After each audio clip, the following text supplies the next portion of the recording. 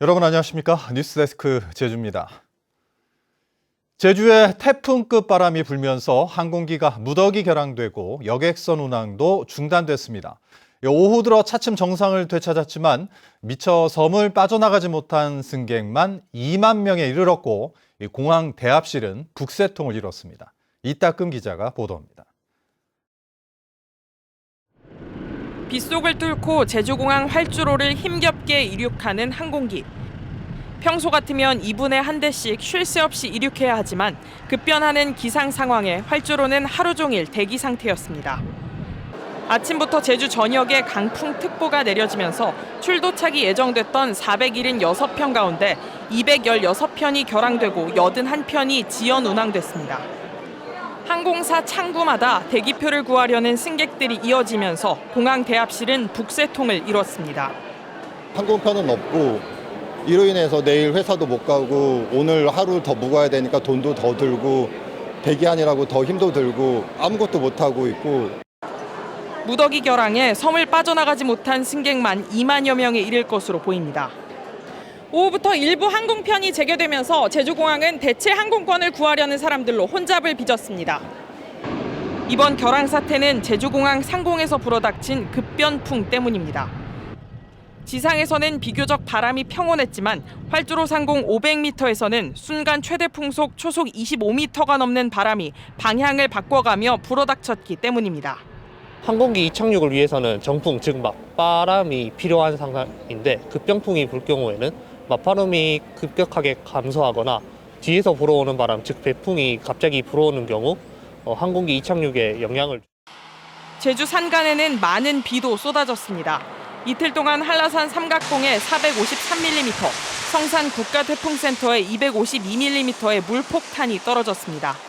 이 때문에 한라산 7개 탐방로가 모두 출입 통제됐습니다.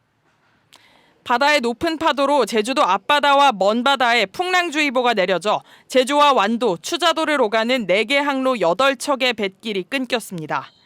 기상청은 내일 밤까지 제주 전역에 5mm 내외의 비가 더 내리겠다고 예보했습니다. MBC 뉴스 이따금입니다. 선거법 위반 혐의로 기소된 오영훈 제주도지사의 두 번째 재판이 연기됐습니다. 제주지방법원 제2형사부는 제주공항 기상 악화로 항공기가 결항되면서 오 지사 측 변호인단이 제주에 내려오지 못해 재판 기일을 오는 19일로 연기한다고 밝혔습니다.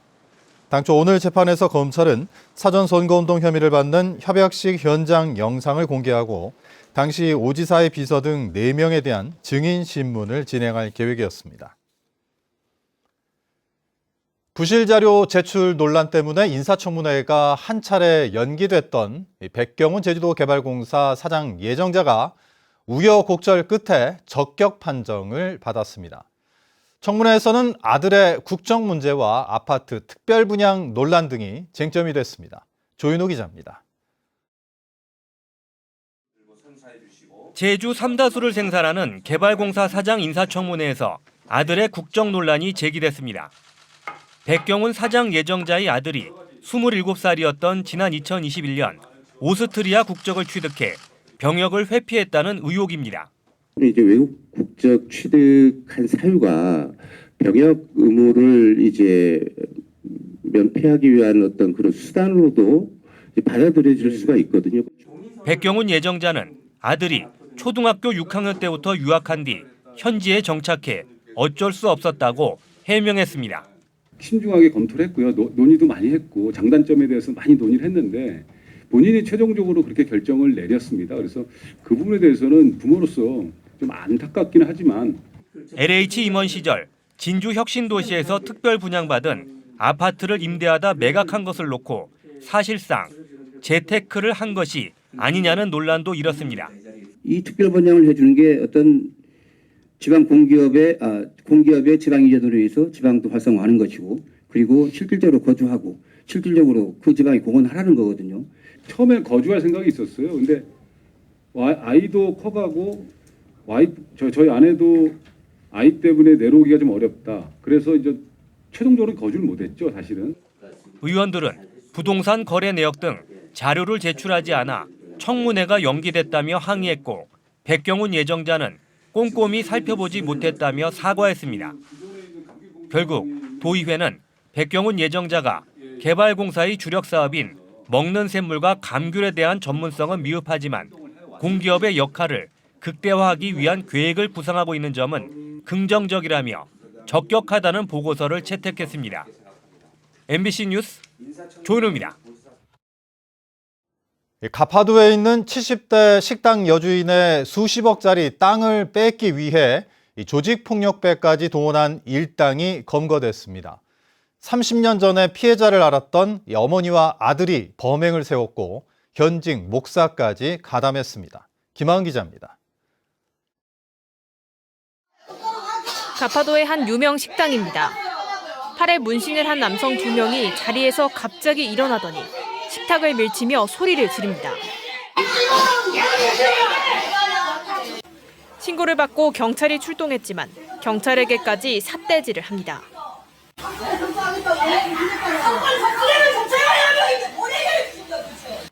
갑작스런 행패에 식당에 있던 가족들은 공포에 떨었습니다.